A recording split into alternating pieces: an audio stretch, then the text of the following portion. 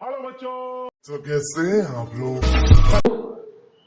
आज मैं आपको क्लास 10 सीबीएसई का लाइट चैप्टर पढ़ाने जा रहा हूं और इसके अंदर हम रिफ्लेक्शंस रिफ्रैक्शंस के बारे में डिस्कस करेंगे। सबसे पहले हम आपको ये बता दें कि रिफ्लेक्शंस टॉपिक्स में जो क्लास 10 का जो हम इस वीडियो में पढ़ाने जा रहे हैं उसके अंदर आज हम कौन कौन से टॉपिक को कवर करने वाले हैं उसे हम यहां से देखते हैं। जो टॉपिक्स आज हम लोग कवर करने वाले हैं वो टॉपिक्स है अपने पास building block to understand lights. Lights जिन चीजों से बना हुआ है उसके बारे में स्टडी करेंगे। उसके बाद हम लोग रे नेचर ऑफ लाइट जिसे हम लोग फोटोन थ्योरी कहते हैं उसके बारे में हम लोग डिस्कस करेंगे। फिर उसके बाद हम लोग वेव थ्योरी के बारे में जानेंगे जिसे हम लोग यहाँ पे देखें, यहाँ पे लिखा हुआ ईएम वेव। ईएम का मतलब होता है इलेक्ट्रोमैग्नेटिक वेव। मैं यहाँ पे लिख दे रहा हूं आपको इलेक्ट्रोमैग्नेटिक वेव। मैग्नेटिक वेव मतलब इनके बारे में डिस्कस करेंगे। फिर हम लोग सीखेंगे कि रिफ्लेक्शंस बाय प्लेन मिरर क्या होता है और हम लोग यहाँ पे ये सीखेंगे कि प्लेन मिरर से इमेज का फॉर्मेशंस क्या होता है, कैसे करते हैं image formations by plane mirror. Plane mirror से कैसे इमेज का फॉर्मेशंस करेंगे और उसके बाद हम लोग करेंगे प्लेन मिरर के बेस पे कुछ न्यूमेरिकल्स या लॉज ऑफ रिफ्लेक्शंस जो हम लोग पढ़ेंगे उसके बेस पे कुछ न्यूमेरिकल्स। तो इन चीजों को पढ़ाने से पहले, स्टार्ट करने से पहले आपका इंटरेस्ट बढ़ाने के लिए मैं आपको लाइट की कुछ विशेषताएं बताने जा रहा हूं, लाइट की खूबसूरती बताना चाह रहा हूं। और ऐसे सुन ले, ऐसे जान ले कि लाइट होता क्या है। एक्चुअली जो लाइट्स है it is a forms of energy, it is form of energy which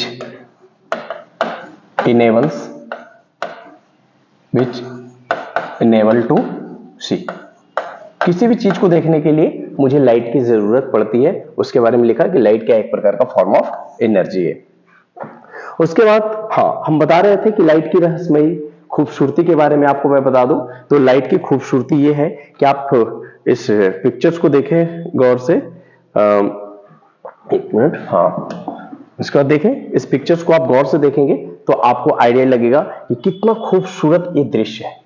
ये अंटार्कटिका महादेश के साइड्स में जहां पे बर्फ का शीन होता है, वहां पे जब सनलाइट्स फॉल करते हैं तो उस साइड का ये सीन्स आपको दिखाएगा। मिस्टीरियस लाइट से ये लाइट्स की रहस्यमयी रोशनी है। यहाँ पे देखें ये जंगल्स है और जंगल्स में लाइट्स जा रहा है और लाइट का जो पाथ है अपने को विजिबल्स हो रहा है। बताएं इसे क्या बोलते हैं। इसे आपने देखा होगा कि पुराना घर वर होता है, कहीं से होल हो जाए और वहां से लाइट आता है तो लाइट का जो पाथ है अपने को विजिबल्स होता है, वहां पे बहुत छोटे छोटे पार्टिकल्स उड़ते हुए नजर आते हैं। बताएं उसे क्या बोलते हैं। That one is the scattering of light that is known as Tyndall effects. ये टिंडल इफेक्ट्स है। यहाँ पे डेंस एरियाज में, जंगलों में इस तरह से लाइट की पासेस अपने को पता लग रहा है, टिंडल इफेक्ट्स। यहाँ पे देखें एक और लाइट की खूबसूरती यहाँ पे आपको दिखाई पड़ रहा है कि एक छोटी सी गर्ल्स है और अपने आगे मिरर ले रखी है और मिरर को इस तरह से सेटअप्स किया हुआ है कि ये जो है पीछे वाला जो पोर्शन है इससे ये मर्ज कर रहा है। मर्ज करने से हो क्या रहा है कि गर्ल्स का जो पोर्शन है, जो उसका बॉडीज जो है वो यहाँ पे छिप जा रहा है। तो ये सारे के सारे जो है लाइट की खूबसूरती है। उसके बाद देखिए मैं और कुछ लाइट की कहानियां दिखा रहा हूं। इस पिक्चर्स को जब आप गौर से देखेंगे तो आपको आइडिया लगेगा कि सारे के सारे रेक्टेंगल्स हैं और सबका लेंथ इक्वल्स है और सारे पैरेलली हैं आए हुए, मगर जब आप गौर से देखेंगे तो आपको आइडिया लगेगा कि लाइट इस तरह से मूवमेंट कर रहा है, फ्लो कर रहा है। लेफ्ट टू राइट अपनी आंखों को एक बार लेफ्ट टू राइट ले जाए, राइट टू लेफ्ट लाए, आपको आइडिया लग जाएगा। एक और मैं कहानी एक और पिक्स दिखा रहा हूं मैं यहाँ पे। इस पिक्चर्स को देखें, देखिए लाइट की क्या रहस्यमय रोशनी की क्या कहानी है। इस पिक को देखें। जब इस पिक को आप देखेंगे तो आपको लगेगा ये अंदर में जो गोल गोल जो पोर्शंस है ये एक साइड मूव कर रहा है, दूसरा पोर्शन इधर मूव कर रहा है। आप गौर से देखेंगे तो आपके बारे में आप इस फिगर को स्टडी कर सकते हैं। तो ये सारी की सारी कहानी जो है वो लाइट्स का है। उसके बाद मैं आपको यहाँ पे नेक्स्ट टॉपिक पे जब मूव करते हैं तो हम आपको ये बताना चाहते हैं कि लाइट्स जो दो टॉपिक और अपने को पढ़ना है, luminous and non luminous objects. Luminous और नॉन लुमिनस ऑब्जेक्ट्स होता क्या है? तो देखिए, सबसे पहले मैं डेफिनेशंस बता रहा हूं कि लुमिनस ऑब्जेक्ट्स होता क्या है। The objects which emits their own lights called luminous objects. क्या कहा मैंने कि लुमिनस ऑब्जेक्ट्स वो होते हैं the objects which emits its on light, जिसके पास अपना लाइट होता है उसे हम लोग लुमिनस ऑब्जेक्ट्स बोलते हैं। जबकि नॉन लुमिनस ऑब्जेक्ट्स में बोलते हैं कि जिनके पास अपना लाइट्स नहीं होता है, not emits on light, not emits on lights. ये क्या होते हैं कि लुमिनस बॉडीज पे डिपेंड होते हैं, जिसके हेल्प से ये अपने को दिखाई पड़ते हैं। एक्चुअली लुमिनस बॉडीज होता क्या है कि हर ऑब्जेक्ट के पास अपनी एनर्जी होती है, और वो जो एनर्जी होती है किसी न किसी फिनोमेना से कन्वर्ट होकर के लाइट एनर्जी में कन्वर्ट हो जाता है, और उस लाइट एनर्जी से हम लोग क्या करते हैं कि ऑब्जेक्ट्स को विजिबल्स कर सकते हैं। जैसे उसके पीछे बहुत सारे एग्जांपल्स हैं लुमिनस बॉडीज के पीछे। जैसे देखें, ये सन है, सन का है, सन अपने पास क्या है, लुमिनस बॉडीज है। कैंडल है, burning candle, this one is the luminous bodies because इसके अंदर एक कैंडल है, कैंडल में केमिकल एनर्जी जो है लाइट एनर्जी में कन्वर्ट हो रहा है। ये बल्ब है, और बल्ब का जो ये जो वाला जो पोर्शन है इसको हम लोग बोलते हैं टंगस्टन। ये भी क्या होता है, हीट होने के बाद ग्लो होता है, और इससे हम लोग ऑब्जेक्ट्स को देख सकते हैं।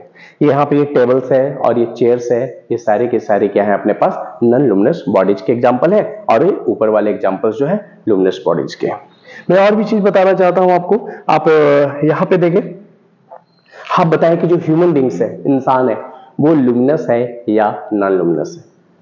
देखिए, बड़ा विचित्र चीज है, लोगों को लगता है कि नहीं इंसान जो है नॉन लुमिनस में है, बट एक्चुअली में इंसान जो है ह्यूमन बींग्स है वो लुमिनस बॉडीज है। एक्चुअली हुआ क्या यहाँ पे, आप यहाँ पे देखें गौर से, मैं यहाँ पे दिखा रहा हूं कि ह्यूमंस बॉडी है, और यहाँ पे थर्मल स्कैनिंग किया गया, और जब थर्मल स्कैनिंग किया गया तो देखिए इसका ग्लो हो रहा है, बट हमारी आंखें जो है इसे रेडिएट नहीं कर पाता है, हमारी आंखें जो है इस चीज को एक्सेप्ट नहीं कर पाता है, इसलिए हम लोग इसको बोलते हैं कि नॉन लुमिनस है। बट एक्चुअली में ह्यूमन बॉडी जो है वो लुमिनस बॉडी है। ये यहाँ पे देखें, ये मून है, आप बताएं मून लुमिनस या नॉन लुमिनस? तो ये नॉन लुमिनस है, बिकॉज ये जो ग्लो कर रहा है या आपने को दिखाई पड़ रहा है, इसका अपना लाइट्स नहीं है, with the help of sunlights, मतलब सन के लाइट से या किसी और के लाइट से ये अपने को दिखाई पड़ रहा है यहाँ पे। फिर देखिए, अब बात करते हैं हम लोग, थोड़ा सा और बातें करते हैं। What happened once a light is incident on a surface. जब कोई सरफेस है उस पर जब लाइट फॉल करता है तो क्या होता है? तो मैं बता दूं प्यारे बच्चों कि जब भी किसी भी सरफेस पे लाइट फॉल करता है तो वहां पे ये तीन चार फेनोमेना होता है, तीन फेनोमेना होते हैं। जैसे जब लाइट इस सरफेस पे फॉल करेगा, this one is the surface, और इस सरफेस पे जब लाइट रेज फॉल करेगा तो जो रेज फॉल करता है उसे हम लोग बोलते हैं इंसिडेंट रे। और फॉल करने के बाद ये इसकी तीन कैरेक्टरिस्टिक्स बन जाता है, या तो रेज रिफ्लेक्ट हो जाता है, या तो लाइट रेज ट्रांसमिट हो जाता है, मतलब इस पार्ट से इस पार्ट में पार कर जाता है, क्रॉस कर जाता है, और तीसरा ये होता है कि हो सकता है कि ये जो सरफेस है उसे कुछ ना कुछ क्या कर ले, एब्सॉर्ब कर ले। देखिए, एब्जॉर्ब करने का फेनोमेना मैं आपको बता रहा हूं। जैसे आप ग्लास ले लें, आईना वाला ग्लास जो होता है ले लें, और उसके ऊपर लाइट रेज को फॉल करवाएं। जैसे लाइट रेज को फॉल करवाएंगे, आप कुछ टाइम के पास जाकर ग्लास को ऐसे टच करें, आपको फील होगा कि वो जो ग्लास है उसके अंदर रेडिएशंस आ गया, हीट एनर्जी आ गया। तो वो हीट एनर्जी आया कहां से? तो जो लाइट का जो रेज उसके ऊपर फॉल्स किया था वो वहां पे जाकर के एब्जॉर्ब कर लेता है वो, और उसके बाद हम अपने हाथों से जब टच करते हैं तो अपने को फील होता है कि ये गर्म हो गया। तो ये है कि लाइट जब भी फॉल करता है तो उसके ऊपर ये तीन फेनोमेना डिपेंड्स करते हैं, ट्रांसमिटेंस होते हैं, एब्जॉर्ब्स होते हैं और रिफ्लेक्टेड होते हैं, और ये अपने पास सरफेस है। अब बात करते हैं कि ऑप्टिकल ऑब्जेक्ट्स कितने टाइप्स के होते हैं। तो मैं बता दूं कि आप सब जानते हैं कि ऑप्टिकल ऑब्जेक्ट को हम लोग तीन वेराइटी में बांटते हैं। एक को बोलते हैं हम लोग ट्रांसपेरेंट, जिसके थ्रू होता है क्या है कि जब लाइट को हम लोग फॉल करवाते हैं तो उस ऑब्जेक्ट से लाइट बिल्कुल पार हो जाता है, उसकी ट्रांसमिटेंस वैल्यू बिल्कुल आर पार हो जाता है, बिल्कुल क्लियर विजन होता है बाहर वाले सीन्स का, उसे हम लोग ट्रांसपेरेंट बोलते हैं। जबकि ट्रांसलूसेंट में होता क्या है कि लाइट तो कुछ पास करता है और कुछ क्या होता है, रिफ्लेक्ट हो जाता है। मतलब हम पूरा का पूरा मान लीजिए कि 100% रेज यहां से हमने पार किया इसमें, तो इसमें तो पूरा का पूरा पार हो जाएगा 100%, मगर इसमें जब 100% आप पास करेंगे तो हो सकता है मे बी कि 70 जो है पास कर जाए, 70 पास कर जाए और 30 पास नहीं करे, तो इसे हम लोग बोलते हैं ट्रांसलूसेंट। जैसे आपने पॉलीथिन्स को देखा होगा, तो पॉलीथिन से किसी बाहर वाले सीन्स को देखेंगे तो आपको क्लियर विजन नहीं हो पाएगा। उसके बाद आया ओपेक ऑब्जेक्ट्स, और ओपेक ऑब्जेक्ट्स में हम लोग ये देखते हैं कि इसी में एक्चुअली रिफ्लेक्टेंस होता है। ये जो होता है इससे लाइट रेज पास नहीं करता है, रेज जाता है और इसी मीडियम्स में, इसी प्लेन्स में लौट कर करके आ जाता है। उसके बाद हम लोग चलते हैं is the bouncing back of light. क्या कह रहा है यहाँ पे कि एक यहाँ पे देखिए सीन है, यहाँ पे एक मिरर है, बिल्ली मौसी है और ये बिल्ली मौसी इस फिगर को देख रही है, अपने ही फोटो को देख रही है, कोई दूसरा बिल्ली नहीं है। तो इसी चीज हो क्या रहा है कि इसका जो फिगर्स है वो यहाँ पे दिखाई पड़ रहा है। तो ये पूछा कह रहा है अपने पास के कि is the bouncing back of light, क्या bouncing back of light reflections कहलाता है? तो मैं आपको बता दूं, yes, the bouncing back of light is known as reflection. जैसे आप किसी सिंपल एक बॉल, रिफ्लेक्शंस का मतलब समझते हैं। जैसे एक बॉल लेते हैं और बॉल को किसी दीवार पे फेंकते हैं, जब दीवार पे फेंकेंगे तो दीवार से बॉल टकराने के बाद रिटर्न्स हो जाएगा, तो जो रिटर्न्स होने वाला पाथ है उसी को हम लोग बोलते हैं रिफ्लेक्शंस। यहाँ पे देखें रिफ्लेक्शंस का डेफिनेशन दिया गया कि रिफ्लेक्शंस जब भी तब भी होगा जब स्मूथ सरफेस हो और कैसा होना चाहिए, ओपेक होना चाहिए। तो bouncing back of light after striking an opaque and smooth surface is known as reflections. इसी को हम लोग क्या बोलते हैं, रिफ्लेक्शंस। रिफ्लेक्शंस का कोई डेफिनेशन पूछे तो आप आसानी से बता दीजिएगा कि bouncing back of light is known as reflections. अब देखें और भी चीज देखते हैं। उसके बाद रिफ्लेक्शंस के टाइप्स बांटे गए हैं, दो कैटेगरीज बांटे गए हैं कि रिफ्लेक्शंस कितने टाइप के होते हैं। तो दो तरीके के रिफ्लेक्शंस होते हैं, एक को बोलते हैं रेगुलर रिफ्लेक्शंस और एक को बोलते हैं इरेगुलर रिफ्लेक्शंस। रेगुलर रिफ्लेक्शंस को ही हम लोग स्पेकुलर रिफ्लेक्शंस बोलते हैं और इरेगुलर को हम लोग डिफ्यूज रिफ्लेक्शंस बोलते हैं। एक्चुअली में होता क्या है मैं आपको एक्सप्लेन करके यहां से क्लियर कर रहा हूं कि ये होता क्या है। देखिए जब भी रेगुलर रिफ्लेक्शंस होगा तो सरफेस जो होगा वो बिल्कुल स्मूथ होगा, पॉलिश्ड सरफेस होगा। कैसा सरफेस होगा, पॉलिश्ड होगा। और जब इसके ऊपर लाइट रेज फॉल करेंगे, जब इसके ऊपर लाइट रेज फॉल करेगा, ये इसी को हम लोग इंसिडेंस रे बोलते हैं, तो यहाँ पे जो रिफ्लेक्शंस होगा वो सारे के सारे पैरेलली होंगे, यहाँ पे मतलब लॉ ऑफ रिफ्लेक्शंस तो जो दोनों सरफेस पे फॉलो करता है, रेगुलर सरफेस पे भी और इरेगुलर सरफेस पे भी। यहाँ पे ये सरफेस जो है बिल्कुल स्मूथ है, ये ग्लास का बना हुआ है ना, इसके पीछे सिल्वर का कोटिंग्स किया हुआ है जिसके कारण ये बिल्कुल स्मूथ है। और इरेगुलर वाले में होता क्या है कि जो सरफेस होता है वो थोड़ा सा टेढ़ा मेढ़ा होता है। लाइट रे जब इंसिडेंट रे जितने हैं वो आते तो सारे पैरेलल ही हैं, मगर जब रिफ्लेक्शंस की बात आती है तो वो टेढ़े मेढ़े हो जाते हैं, ऐसे हो जाते हैं। मतलब लॉज ऑफ रिफ्लेक्शंस यहाँ पे फॉलो तो करता है मगर रिफ्लेक्टेड रेज सारे के सारे पैरेलल नहीं होते हैं। जैसे मैं आपको यहाँ पे इस फोटो को दिखाना चाहता हूं, आप इस फोटो को देखें और आपको आइडिया लगेगा इसके बारे में। ये देखें, ये पहाड़ है और यहाँ पे पानी है। आप देखेंगे कि पानी बिल्कुल क्लियर है, तो इस क्लियर और साथ साथ क्या है कि पानी बिल्कुल रुका हुआ है, तो रुका होने के कारण इसका जो सरफेस है वो हिलता डुलता नहीं है, बिल्कुल सीधा है, जिसके कारण पहाड़ का खूबसूरत सीन इस पानी में नजर आ रहा है। मगर यही एग्जांपल से मैं यहाँ पे दिखा रहा हूं, आप यहाँ पे जब गौर से देखेंगे तो पानी की लहर यहाँ पे चल रहा है, हिल डुल रहा है पानी, जिसके कारण ये जो सीन्स इसके अंदर आ रहा है वो हिलता डुलता हुआ नजर आता है। एक क्वेश्चन यहाँ पे पूछता है कि क्या law of reflections irregular surface पे वैलिड है? तो मैं बता दूं कि law of reflections regular surface के लिए भी वैलिड है और इरेगुलर सरफेस के लिए भी वैलिड है। एक्चुअली में होता क्या है कि इरेगुलर जो सरफेस होता है उसका जो सरफेस होता है वो कर्व्ड होते हैं, टेढ़े मेढ़े होते हैं, और टेढ़े मेढ़े होने के कारण उसका जो रिफ्लेक्शंस जो बनता है वो भी टेढ़े मेढ़े ही बनते हैं।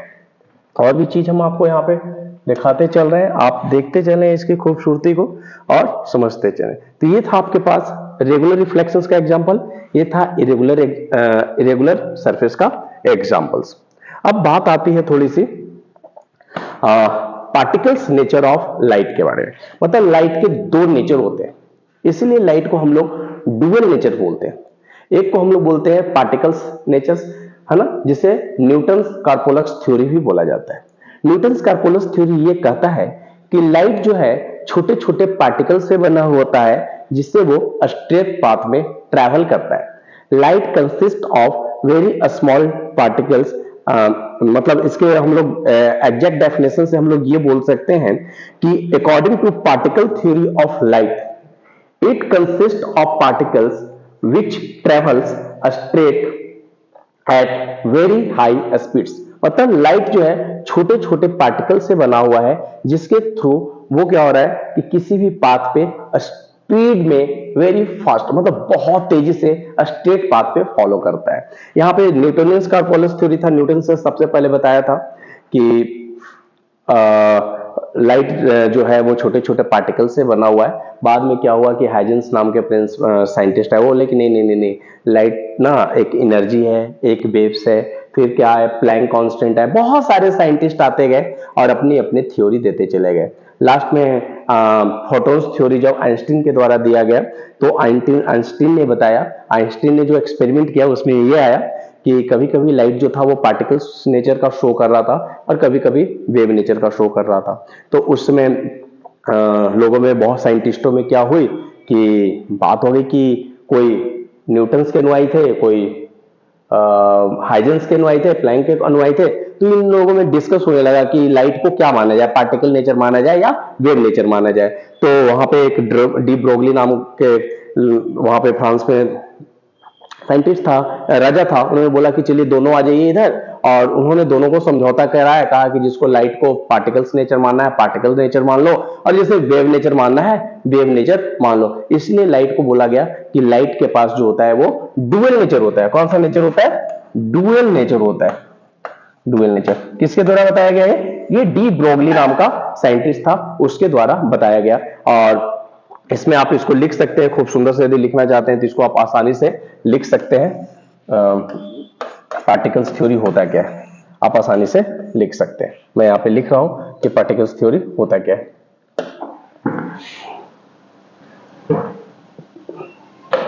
हाँ देखिए, पार्टिकल्स थ्योरी के बारे में हम लिख रहे हैं यहाँ पे।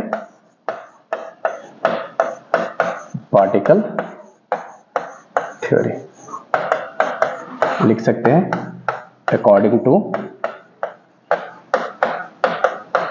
particle theory of light, according to particle theory of light, it consists of particles, it consists of particle, it consists of particles which travels straight, which travel straight at very high speed,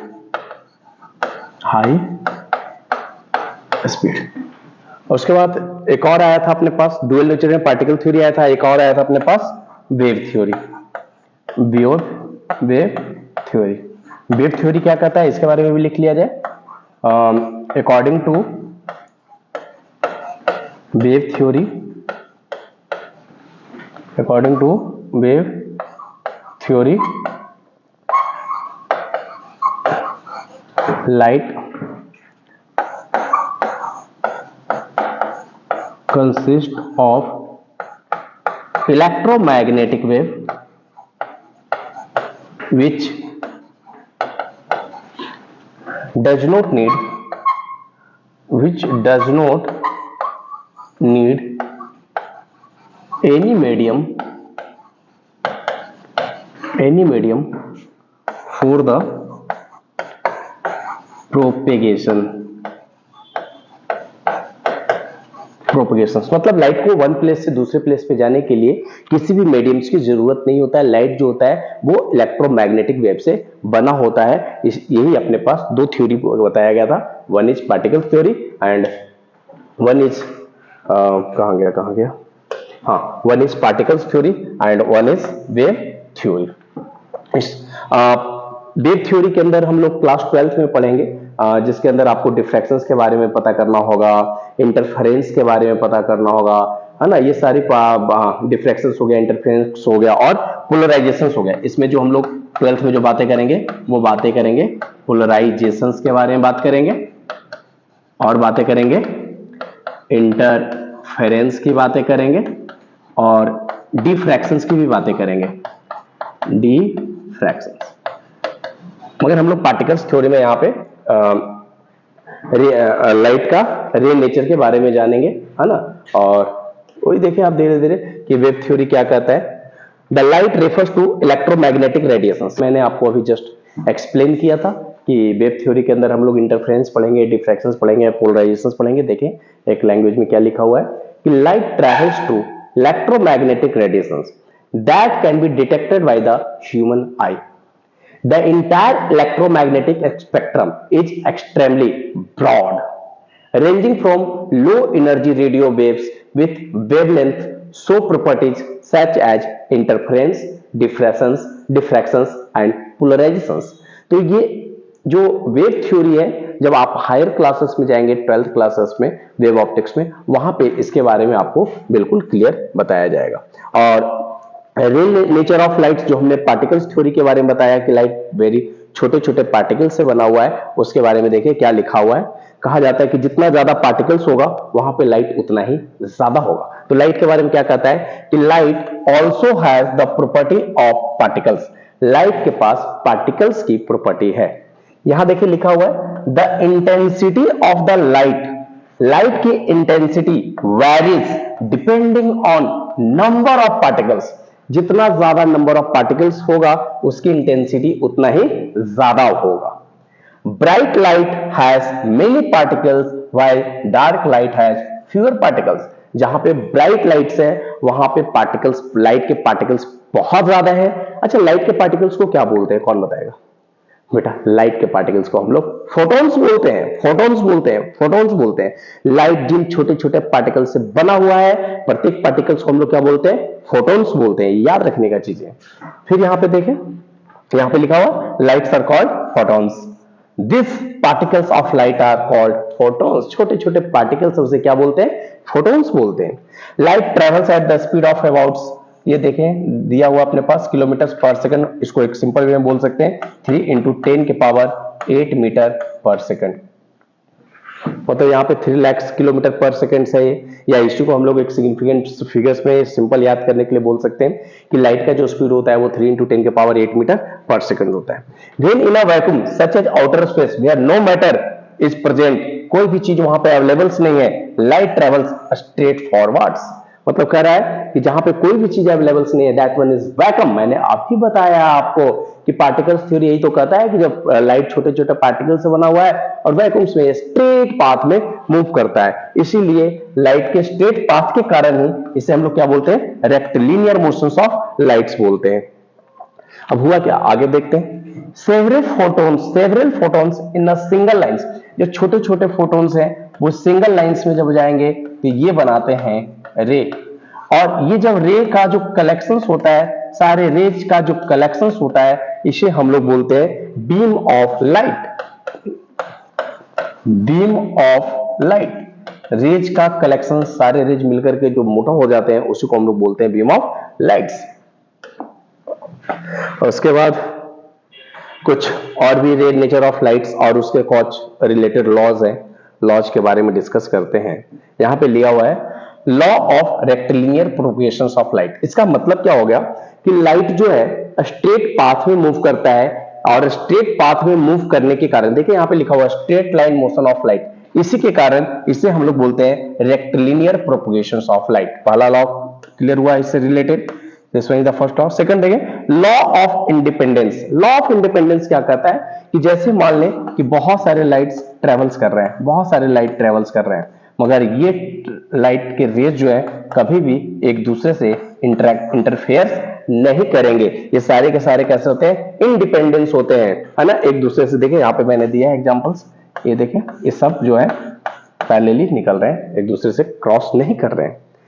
law of, तीसरा है अपने पास law of reversibility of light. Law of reversibility of light क्या कहता है, इसके बारे में समझते हैं कि जैसे लाइट रेज यहां से फॉल किया, ये सरफेस है, यहां से रिफ्लेक्शंस हुआ, फिर यहां पे एक सरफेस है, यहां से टकराया, फिर रिफ्लेक्शंस हुआ, फिर आया, फिर रिफ्लेक्शंस हुआ, और ये रिफ्लेक्शंस होते होते फिर यहां पे मान लें कि कोई हम एक रिफ्लेक्टिंग सरफेस रख देते हैं। यदि रिफ्लेक्टिंग सरफेस को यदि आप परपेंडिकुलरली मतलब नॉर्मल डिग्री पे रख देते हो तो ये रिटर्न्स हो जाएगा। ये क्या हो जाएगा, रिटर्न्स हो जाएगा। लाइट जिस रास्ते से आता है उसी रास्ते से लौट करके चला जाएगा। इसी को हम लोग बोलते हैं law of reversibility of light. उसके बाद और भी चीजों को हम लोग यहां पे देखते हैं। जैसे देखें लॉज ऑफ रिफ्लेक्शंस क्या कहता है, लॉज ऑफ रिफ्लेक्शंस को समझते हैं कि लॉज ऑफ रिफ्लेक्शंस होता क्या है। तो सबसे पहले मैं आपको बता दूं कि ये अपने पास मान लें कि सरफेस है, ये जो रे जिस पे फॉल करता है इसे हम लोग क्या बोलते हैं, इसको बोलते हैं हम लोग इंसिडेंस रे बोलते हैं। क्या बोलते हैं, इंसिडेंट रे बोलते हैं। देखिए यहाँ पे मैंने इंसिडेंट रे से एरो मार्किंग किया। फिर यहाँ पे जिस पॉइंट पे आकर गिरता है इसको हम लोग बोलते हैं पॉइंट ऑफ इंसिडेंट। क्या बोलते हैं, पॉइंट ऑफ इंसिडेंस। इसको हम लोग बोलते हैं पॉइंट ऑफ इंसिडेंस। और ये यहाँ पे एक नॉर्मल डालते हैं और यहां से क्या होता है, ये रिफ्लेक्टेड रे रिटर्न हो जाता है। ये अपने पास होता है रिफ्लेक्टेड रे। कहा यह जाता है कि कोई सरफेस है, ये अपने पास रफ सरफेस है, और यहां से लाइट रे जब फॉल करेंगे इसके पास, तो ये इंसिडेंस रे जब फॉल करेगा तो इस सरफेस पे टकराने के बाद वो रिटर्न्स हो जाएगा। इसे हम लोग बोलते हैं रिफ्लेक्टेड रे। तो इंसिडेंस रे, normal and reflected ray all lie in the same mediums or same planes। देखिए लिखा हुआ है यहाँ पे incident ray, reflected ray and the normal all lie in the same plane। एक ही प्लेन में तीनों के तीनों होंगे।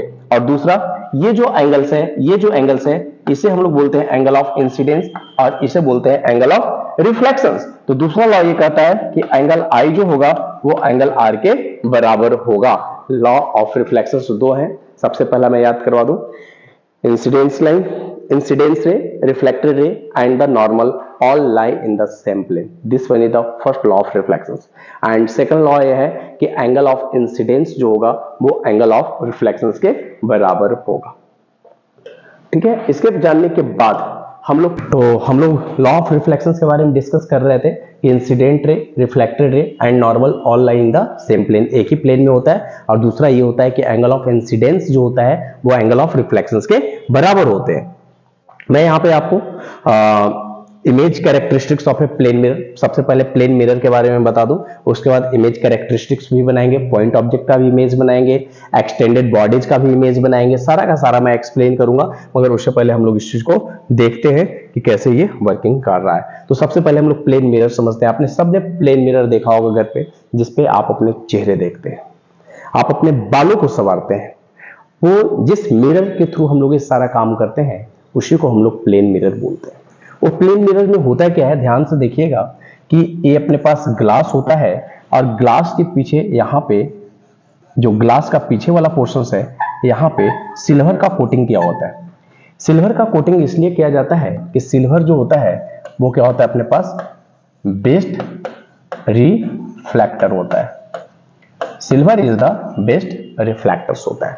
और उसके पीछे जो होता है वो रेड कलर का कोटिंग्स किया होता है। मैं आपको कलर से यहां लेकर के देता हूं। ये जो पीछे वाला जो पोर्शंस है वो रेड कोटिंग किया होता है ना। ये मिरर्स होता है। अब लाइट रे यहां से आकर के फॉल करता है, ये इंसिडेंस रे होता है, ये नॉर्मल्स होता है और ये आपका रिफ्लेक्टेड रे होता है।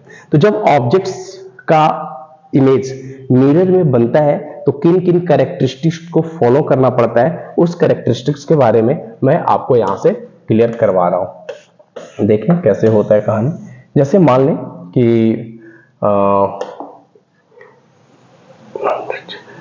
लें कि आपके पास एक ये प्लेन मिरर है और ये प्लेन मिरर का ये आपका रफ सरफेस है।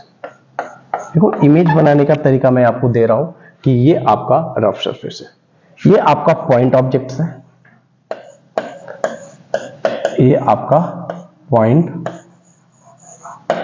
ऑब्जेक्ट है, इस मिरर पे जब इमेज हम लोग बनाते हैं तो इसकी क्या क्या कैरेक्टरिस्टिक्स है इसके बारे में सीखते हैं। तो देखिए, इमेज जब भी बनाए पॉइंट ऑब्जेक्ट्स का या एक्सटेंडेड बॉडीज का, तो इमेज बनाने के लिए एक पॉइंट से एटलीस्ट 2 रेज की जरूरत पड़ेगा, और 2 रेज जहां पे जाकर मिल जाएंगे या हम लोग मिलवाएंगे वहीं पे इमेज का फॉर्मेशन होगा। तो जैसे ये पॉइंट ऑब्जेक्ट्स हैं, तो इसका जब हम लोग मिरर में इमेज बनाएंगे तो मैं आपको बता दूं कि पहला जो लाइंस है वो आप परपेंडिकुलर डाल देना। जब परपेंडिकुलर डालोगे तो रिटर्न्स भी ये ऐसे ही हो जाएगा, और इस रेज को आप आगे की ओर प्रोड्यूस कर देना। दूसरा आप क्या करना कि इस सरफेस पे कहीं भी एक रेज फॉल करवा देना। जब यहाँ पे फॉल करेगा तो अगेन यहाँ पे नॉर्मल होगा, ये एंगल ऑफ इंसिडेंस होगा, और ये यहाँ पे रिफ्लेक्शंस होगा। अब जब देखोगे तो गौर से आपको आइडिया लगेगा कि ये जो है यहाँ से रिफ्लेक्टेड वाला पार्ट्स है, रिटर्न्स हो रहा है, और ये भी रिफ्लेक्टेड वाला पार्ट्स है, वो इधर के साइड में कभी भी नहीं मिलेगा। देखिए ऐसे करके फैलता हुआ जा रहा है। तो इससे हम लोग मिलवाने की कोशिश करेंगे। तो कैसे मिलवाएंगे? तो हम जब अपने आंखों से यहां से देखेंगे तो आपको आइडिया लगेगा कि ये रेज पीछे से आ रहा है, पीछे किसी पॉइंट से आ रहा है। तो इस रेज को हम पीछे की प्रोड्यूस कर देंगे, जिस पॉइंट पे जाकर के मिल जाएगा वहीं पे इमेज का फॉर्मेशन हो जाएगा। तो ये अपना, ये मान लीजिए कि वो ऑब्जेक्ट पॉइंट ऑब्जेक्ट है, तो ये इसका इमेज है। प्लेन मिरर की खासियत क्या होता है कि मिरर से जितना ऑब्जेक्ट्स दूरी पर होता है उसे हम लोग यू बोलते हैं, उतना ही अंदर इमेज का फॉर्मेशन होता है। कहने का अर्थ ये हुआ कि यू जो होता है वो वी के बराबर होता है। यहाँ पे माइनस यू इसलिए लिख रहे हैं कि ये मिरर के लेफ्ट साइड में रखा हुआ है। दूसरा, ये जो इमेज बनता है, ये इमेज बनता है वर्चुअल, क्योंकि ये रेज जो रिफ्लेक्टेड रे हैं वो सेल्फ नहीं मिले हैं, इसे अपने को मिलवाना पड़ा है। और जो वर्चुअल इमेज होते हैं वो इमेज होते हैं इरेक्ट। तो तीसरी प्रॉपर्टीज मिल रहा है अपने पास कि इमेज कैसा बन रहा है, इरेक्ट बन रहा है। चौथा जो होता है बेटा वो होता है अपने पास लैटरल इन्वर्जन। लैटरल इन्वर्जन क्या होता है कि जब आप मिरर में देखेंगे तो आपका लेफ्ट जो पोर्शन है वो राइट दिखता है, और राइट वाला पोर्शन जो होता है वो लेफ्ट दिखता है। ठीक है, तो इसी को हम लोग बोलते हैं लैटरल इन्वर्जेंस। आप यहाँ पे देखें तो मिरर की पूरी कैरेक्टरिस्टिक्स यहाँ पे दिखाया गया है कि जैसे एक मिरर है और इसके आगे एक कैंडल रखा हुआ है। तो देखिए लिखा हुआ है कि place a lighted candle in front of a plane mirror. Plane mirror के आगे एक लाइटेड कैंडल रखा गया। When we look into the plane mirror के अंदर जब हम लोग देखते हैं, it appears as if a similar candle is placed behind the mirror. अपने को ये दिखाई पड़ता है कि सेम टाइप का कैंडल्स जो है अंदर भी दिखाई पड़ रहा है। The image formed by a plane mirror is behind the mirror। जो इमेज बन रहा है वो मिरर के पीछे बन रहा है, मिरर के अंदर बन रहा है। The image formed by plane mirror is virtual। जो इमेज बन रहा है वो कैसा बन रहा है, वर्चुअल बन रहा है। The image formed by a plane mirror cannot be received on a screen। जो प्लेन मिरर का इमेज बनता है उसे हम लोग स्क्रीन पे नहीं ले सकते हैं, और ये इमेज अपना वर्चुअल्स होता है। और वर्चुअल्स होने के कारण ही क्या होता है, ये इरेक्ट होता है या अपराइट होता है। दोनों चीज सेम ही होता है। सीधा वाले को हम लोग इरेक्ट और अपराइट बोलते हैं। बता रहे थे कि जो इमेज बनता है वो कैसा बनता है, इरेक्ट या अपराइट। यहां तक हो गई तो बातें। उसके बाद देखिए, image form by a plane mirror is at the same distance. मतलब मिरर से जितना दूरी पे आप आगे ऑब्जेक्ट रहेगा, इमेज का फॉर्मेशन उतना ही अंदर होता है। मैंने अभी लिखा था कि यू बराबर क्या होता है, वी होता है। उसके बाद लैटरल इन्वर्जेंस का केस मैंने बताया कि जो राइट पोर्शन होता है वो लेफ्ट दिखाई पड़ता है, और लेफ्ट वाला पोर्शन जो होता है वो अपने को राइट दिखाई पड़ता है। देखिए यहाँ पे लैटरल इन्वर्जेंस का मैंने डेफिनेशंस दिया है कि lateral inversion of a reversed of mirror image. जो मिरर इमेज है उसका रिवर्स्ड होता है where the right side of the object appears on the left side behind the object. मतलब राइट वाला चीज होता है वो लेफ्ट साइड दिखाई पड़ता है। अब देखिएगा गौर से कि जो एम्बुलेंस होता है, उस एम्बुलेंस का जो स्पेलिंग्स होता है वो लैटरल इन्वर्जेंस करके लिखा होता है। कभी सोचा है कि ऐसा क्यों लिखा होता है? उसके पीछे लॉजिक्स ये होता है कि जब एम्बुलेंस आएगा तो दूसरा व्हीकल्स से जब देखा जाएगा पीछे वाली चीजों को कि क्या आ रहा है, तो एम्बुलेंस का जो लैटरल इन्वर्जेंस है उसका उल्टा इसके मिरर में दिखाई पड़ेगा, और ये आसानी से पढ़ लेगा कि एम्बुलेंस आ रहा है और उसे आसानी से पास कर देगा। इसीलिए लैटरल इन्वर्जेंस एम्बुलेंस का लिखा होता है। उसके बाद यहाँ पे देखें, ये फोटो में है अपने पास कि ये एम्बुलेंस है, देखिए ये एम्बुलेंस का लेटरल इन्वर्जेंस है और ये इसका रियल मीनिंग्स है। यहाँ पे देखें कि राइट हैंड जो है, ये इंसान का जो राइट हैंड है, उधर से जो इंसान देख रहा है उसके लिए वो लेफ्ट हैंड है। जैसे मैं यहाँ से दिखा रहा हूँ, ये मेरा राइट पोर्शन है और इधर से जब मैं खड़ा हो जाऊंगा तो यही मेरा कौन सा पोर्शन हो जाएगा, लेफ्ट पोर्शन हो जाएगा। तो राइट लेफ्ट हो जाता है और लेफ्ट राइट हो जाता है, इसी को हम लोग बोलते हैं लेटरल इन्वर्जेंस। अब हम लोग थोड़ा सा एक और कर लेते हैं, एक्सटेंडेड बॉडी का हम आपको डायग्राम्स बना करके दिखा देते हैं। ये आपका पॉइंट का था तो मैं आपको एक्सटेंडेड का दिखा रहा हूं, आप देखें आसानी से कि कैसे बनता है एक्सटेंडेड बॉडीज का। एक्सटेंडेड बॉडी का मतलब होता है बड़ा बॉडीज। तो मैं बड़ा बॉडीज का इमेज बना करके आपको यहाँ पे अभी शो करूंगा, आप आसानी से इसको देखेंगे और आपको समझ में आ जाएगा। देखिए सबसे पहले हम लोग लेते हैं एक मिरर। सबसे पहले हमने लिया यहां से एक मिरर ले लिए हम लोग यहाँ पे, यस यहां पे मैंने एक लिया मिरर, ये ले लिया मिरर और मिरर का ये है अपने पास रफ सरफेस। ये मैंने लिया यहां से extended body, this one is the extended body, ये आपका एक्सटेंडेड बॉडी है, ये वाला पोर्शन, ये एक्सटेंडेड बॉडीज है। इस बॉडीज का मुझे इमेज बनाना है। तो देखिए यहाँ पे 2 पॉइंट काम कर रहा है, एक पॉइंट इसका इमेज बनाएंगे और एक पॉइंट इसका इमेज बनाएंगे। तो जब भी मैंने बताया था कि किसी भी पॉइंट का इमेज बनाएंगे तो एक तो सबसे पहले आप परपेंडिकुलर्स बना लें, तो आप यहाँ से एक परपेंडिकुलर लाइन ड्रॉ कर लें, तो ये लाइट ऐसे जाएगा तो ऐसे ही रिटर्न हो जाएगा। और दूसरा मैंने बताया था कि इसे क्या करें कि किसी जगह पे सरफेस के इंसिडेंस पे फॉल करवा दे किसी भी एंगल पे, और जब एंगल आई पे मान ली रिफ्लेक्ट होगा तो यहाँ पे तो नॉर्मल बनाना पड़ेगा और यहाँ से रिफ्लेक्शंस काम करेगा। अब आप गौर से देखेंगे कि ये रेज इधर की ओर जा रहा है, ये रेज इधर की ओर आ रहा है, तो इधर साइड में कभी भी नहीं मिलेगा। देखिए ये रेज ऐसे जा रहा है, ये रेज ऐसे जा रहा है, कभी भी नहीं मिलेगा। तो इसे हम लोग क्या करेंगे कि पीछे की ओर प्रोड्यूस करेंगे। जब पीछे की ओर प्रोड्यूस करेंगे, पीछे की ओर प्रोड्यूस करेंगे तो किसी पॉइंट पे जाकर के कट होगा, जिस पॉइंट पे कट होगा वही इस पॉइंट का इमेज होगा। फिर ये दूसरा पॉइंट यहाँ पे अगेन यहाँ से हम लोग परपेंडिकुलर डालेंगे, और तो जब परपेंडिकुलर फॉल करेगा तो परपेंडिकुलरली रिटर्न्स कर जाएगा, और ये फिर हम लोग एंगल ऑफ इंसिडेंस पे फॉल कराएंगे, यहाँ पे नॉर्मल बनाएंगे, ये रिटर्न्स होगा, ये एंगल आई हुआ है, ये आर है। अब गौर से देखेंगे तो ये वाला जो रेज है, रिफ्लेक्टेड रेज है, वो इस रेज से कभी भी मिल नहीं रहा है इधर साइड में, तो हम इसे पीछे की ओर प्रोड्यूस कर देंगे, पीछे की ओर प्रोड्यूस करेंगे, पीछे की ओर प्रोड्यूस करेंगे, जिस पॉइंट पे जाकर के मिलेगा वहीं पे इस पॉइंट का इमेज बनेगा और फिर हम इसको मिला देंगे। तो जब हम मिला देंगे तो इसका इमेज जो है वो यहाँ पे प्रोड्यूस हो गया। इमेज कैसा बना जल्दी बताया जाए तो सबसे पहला तो बना सेम साइज का, इसकी कैरेक्टरिस्टिक्स है कि सेम साइज का बनेगा। दूसरा बनेगा सेम डिस्टेंस का, सेम डिस्टेंस पे जितने दूरी पे डिस्टेंस, मतलब u बराबर v, जितने दूरी पे रखा हुआ था। तीसरा बना अपने पास वर्चुअल इमेज, वर्चुअल इमेज। और जो वर्चुअल इमेज होते हैं वो कैसे होते हैं, इरेक्ट होते हैं। तो ये एक्सटेंडेड बॉडीज का इमेज बना। चलिए कुछ क्वेश्चंस मैं आपके लिए छोड़ रहा हूं, अगले स्लाइड में हम इस क्वेश्चंस को क्लियर करेंगे कि जैसे आप find the angle of reflections through second mirror. मान लीजिए कि एक मिरर ऐसा है, ये आपके पास मिरर है और ये दूसरा मिरर, ये दूसरा मिरर है। यहां से एक लाइट रेज यहां से फॉल करता है, और जब फॉल करता है तो angle of incidence, this one is the normal and this one is the 60 degree. तो जब ये 60 डिग्री है तो ये तो रिफ्लेक्ट करेगा, तो जब रिफ्लेक्ट करेगा तो इस सरफेस पे आकर के रिफ्लेक्ट करेगा। तो आपसे ये पूछा जा रहा है कि ये वाला एंगल्स कितना है, what is the this one angle, ये एंगल कितना है, इस एंगल के बारे में आपको बताना है। तो इस एंगल के बारे में बताने के लिए हम सॉल्व कर लेते हैं फटाक से। होगा कि नहीं होगा सॉल्व, जल्दी बताएं। देखिए फटाक से मैं सॉल्व कर रहा हूं। ये तो सरफेस रखा हुआ, तो ये हो गया 90, ये 60 हो गया, तो ये 60 हो गया, तो ये भी कितना होगा 60, और ये कितना हो जाएगा 30, बिकॉज ये परपेंडिकुलर है, ये 60 हो गया तो ये कितना हो जाएगा 30। तो ये 30 है, ये 90 है, तो ये वाला एंगल कितना होगा 60 डिग्री।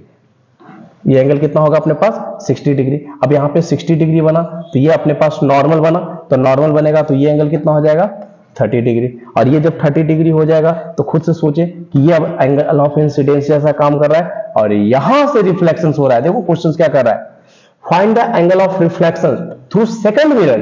तो सेकंड वाला मिरर ये अपने पास है और यहां से जो रिफ्लेक्शन हो रहा है ये हो रहा है, तो ये भी एंगल कितना होगा अपने पास 30 डिग्री। ये इसका बनाने का तरीका है। चलिए मैं आपके लिए क्वेश्चन छोड़कर जा रहा हूं यहां पे।